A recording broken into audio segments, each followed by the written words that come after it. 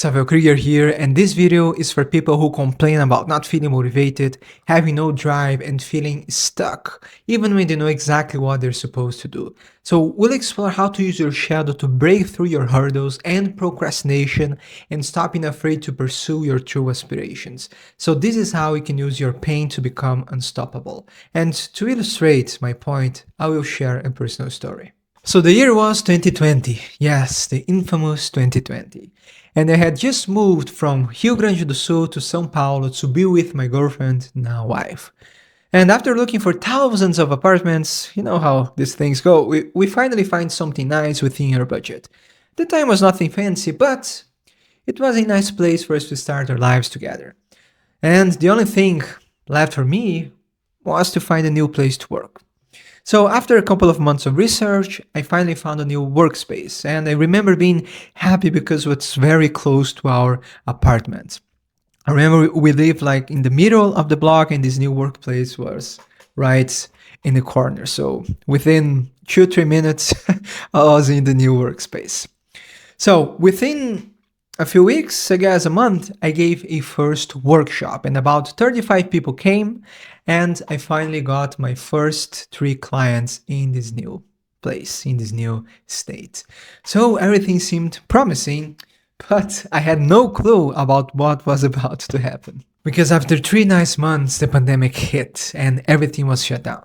So I couldn't do any new workshops, and since I was basically a nobody in this new town, no one was looking for my services, and people were locked in their homes, and a lot of people also lost a portion of their income. So it was a tough period for everybody.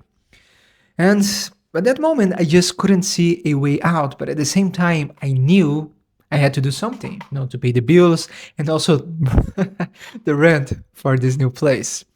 And I want you to understand that I'm not romanticizing, the constant anxiety I felt and all these sleepless nights. But when everything's on the line, you're forced to dig deeper. And you end up finding resources you never knew you had.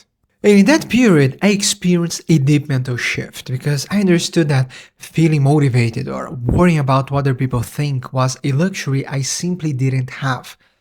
I was in survival mode and I just knew I had to give my all. And I noticed that everyone was spending more time online, and I created this movement in my new workspace to make daily lives and also create their first online workshops. And slowly I got a few more clients, but for many months I was barely breaking even.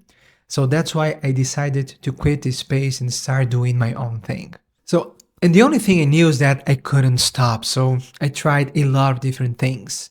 And that's when I found Reddit. And this was the moment I started to create content in English. And at the time, I had no idea this would be life-changing because I was facing another major problem.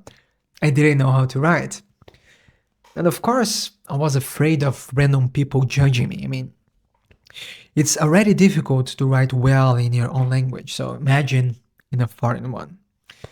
But again, this was a vanity I just couldn't entertain at the time, so I started to practice writing daily. And as my articles got better, people started noticing me more. And my business finally started growing.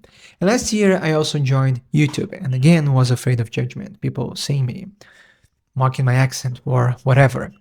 But I found that if you can endure how nasty people can be on Reddit, you can survive anything. So being on YouTube is very easy now. And the reason I'm sharing this story is that many of my clients complain about not feeling motivated, being worried about other people's judgments, or simply feeling stuck. They're constantly procrastinating. And I also faced all the same mental blockages. And yes, frequently, there are a lot of bad experiences and deep wounds involved. I mean, I already mentioned plenty of times that I had to overcome PTSD. But when we become adults, eventually, we will have to face our crutches and realize how our internal narratives not only keep us comfortable, but become a way to justify our mediocrity. And I don't know about you, but the thought about being mediocre haunts me. And that's why whenever I'm feeling resistance, I've learned to seek a deeper fear within myself. So you have to look at your pain and ask yourself, what if things remain exactly as they are for the next 20 or 30 years? I mean, I want you to be real and honest with yourself.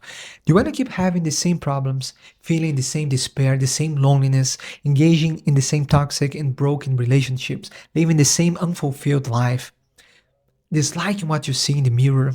I mean, think about everything you're missing just because you're not taking simple risks. Because our pain often reveals what is important. And if you are living this mediocre life and completely wasting your talents, just imagining things remaining exactly as they are for the next 2 or 3 decades should absolutely terrify you. So when we find a more important fear than these small narcissistic ones, we can use it as a fuel to overcome our obstacles and face our fears, because in the end, they are often only in our heads, and we imagine things that are simply not there, or we amplify and catastrophize them. And lastly, another harsh truth I discovered is that people often have the luxury to not face their fears and procrastinate because there is someone else picking up their slack. And maybe it's their parents or partners that are having to do extra work just because they want to remain comfortable. But enough about these truth bombs, because once we get out of survival mode, another interesting shift happens, and this is really the goal here. Because instead of being driven by fear, we can start being fueled by the inspiration elicited by the flow state. I mean, before, I didn't feel like I had a choice, not feel like, I just didn't have a choice.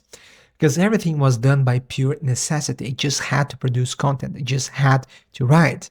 But the more I developed this craft, the more I could see the beauty in it. And I started to feel excited about where the words would take me. So most days I feel excited that I get to write, that I get to make videos and courses and help my clients using my talents and abilities.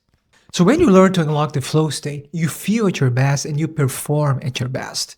And it's crazy, but pushing yourself and taking new challenges becomes fun. You want to do it. You want to see what you're capable of, and you feel inspired to constantly reach the next level, to constantly hone your craft and your abilities.